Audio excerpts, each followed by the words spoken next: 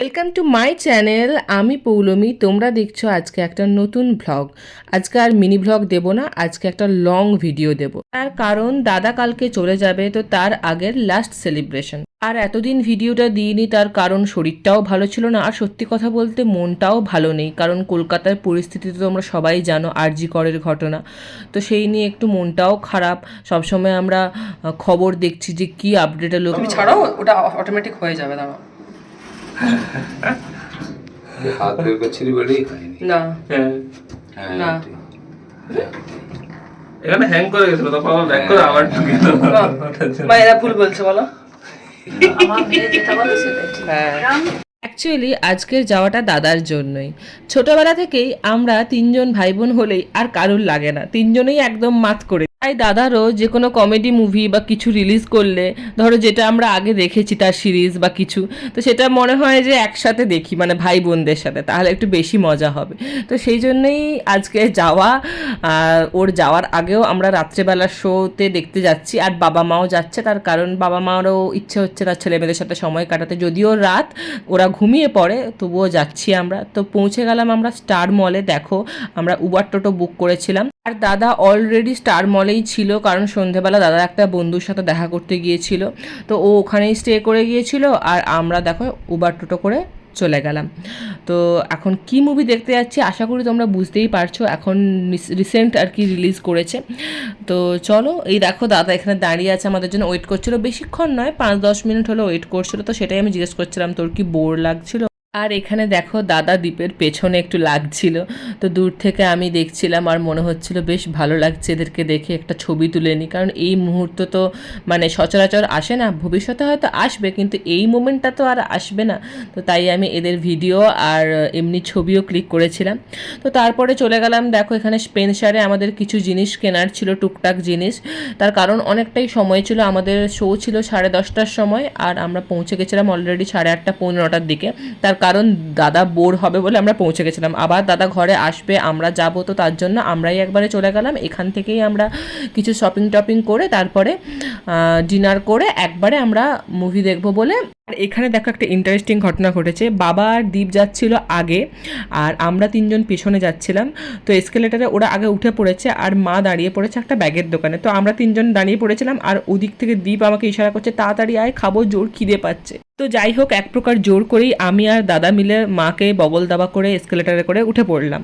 তো হ্যাঁ, এই স্ত্রী মুভিটাই আমরা দেখতে এসেছি। কীভাবে স্ত্রী 2টা দেখতে আসা তার স্টোরিটা তোমাদেরকে আমি পরে শোনাচ্ছি। তার আগে চলো খেয়ে নিই উপরে ফুড কোর্টে। দেখো কি সুন্দর সাজিয়েছে স্বাধীনতা দিবসের জন্য, একদম কমলা, সবুজ আর সাদা দিয়ে দারুণ লাগছে দেখতে কিন্তু ফুড কোর্টটা। আর নিচেও সিঁড়িতে কিন্তু রাউন্ড হয়ে হয়ে সাজিয়েছিল, আমি যখন উঠছিলাম, তোমরা দেখেছো নাকি জানি না, তো পরে আমি দেখাবো। মা সেটাই আমাকে বলছিল নিচে কি সুন্দর সাজিয়েছে, তুলেছিস তুই? আমি বললাম জানি না, ভুলে গেছি হয়তো, পরে দেখাবো। তো এবার দেখো দীপ আনছে, এটা দীপ খাবে বলে, দীপ খাবে না মানে সবাই মিলে শেয়ার করে খাবে, আমি যদিও খাবো না এটা। তো এটা ছিল চিকেন স্ট্রিপস, আজকে ছিল ওয়েডনেসডে, তো অফার ছিল KFC-তে, সেই জন্য নিয়ে এসেছে দেখো। আর এরপরে আমরা সবাই আলাদা আলাদা খাবার অর্ডার করেছি। সব থেকে হাস্যকর হলো আমরা সবাই মিলে এমন খাওয়ার দিকে মগ্ন হয়ে গিয়েছিলাম আর ভিডিও তুলতেই ভুলে গিয়েছি যে কী অর্ডার করেছিলাম। যাই হোক, আমি বলে দিচ্ছি, আমি অর্ডার করেছিলাম একটা মিক্সড চাউমিন চিকেন ছাড়া, আর chilli fish with honey sauce, এরকম কিছু একটা নাম ছিল, আমার মনে নেই এখন একদমই, পরে আমি যদি যাই তার মানে তোমাদেরকে বলবো। আর মা বাবা নিয়েছিল ভেজ উত্তাপাম, আর দাদা আলাদা করে কিছু অর্ডার করেনি, এগুলো আমাদেরই মস্তিষ্ক প্রসূত খাবার। যাই হোক, তো ও আমাদের সাথে শেয়ার করেই খেয়েছিল, আমরা সবাই মিলে শেয়ার করে খাবো বলেই এগুলো অর্ডার করেছিলাম। তো আমাদের মোটামুটি ভালোই ফুল হয়ে গেছিলো পেট খাওয়ার পরে।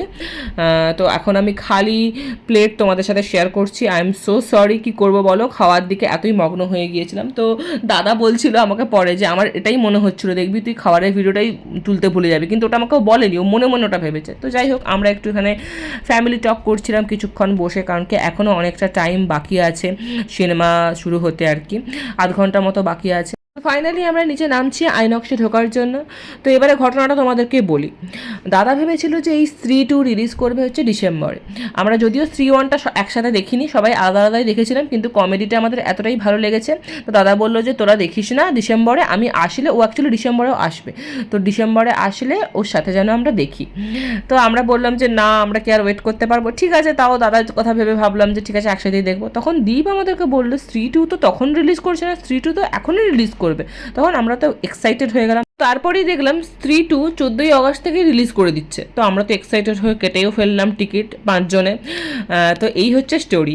আর ভুলভুলাইয়া 2 কিন্তু আমরা একসাথেই দেখেছিলাম হলে, আর ভুলভুলাইয়া 1টা প্রথমে দেখেছিলাম আমরা ঘরেই, একটা মানে ঘরেই মুভি চালিয়ে আমরা 5 জন মিলে এনজয় করে দেখেছিলাম। আর 2টা দেখেছিলাম তখন ছিলাম চেন্নাইতে, ওখানের একটা মলে গিয়ে এরকম আইনক্সে দেখেছিলাম, 5 জন মিলেই দেখেছিলাম আমরা, আবার এই নাইট শোতেই দেখেছিলাম।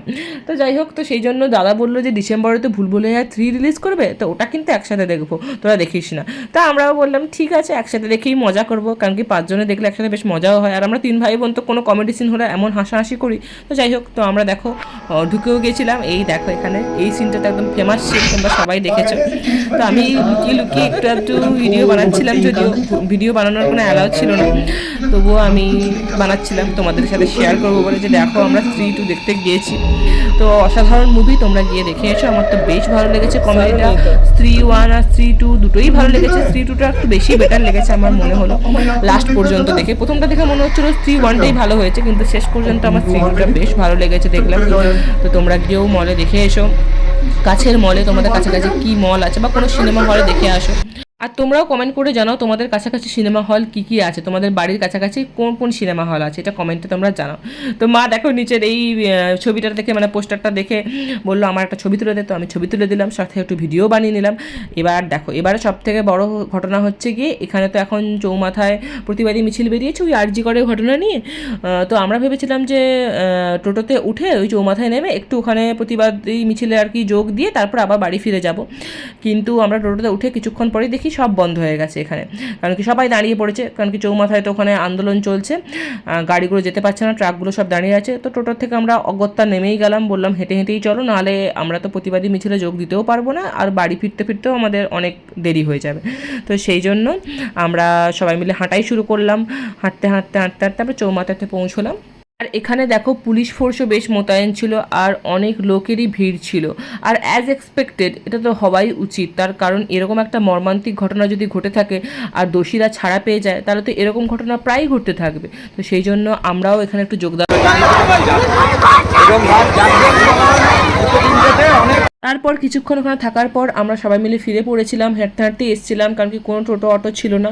তো চলো, ভ্লগটা এখানে শেষ করছি, টাটা, দেখা হচ্ছে পরে একটা ভ্লগে, বাই, ভালো থেকো।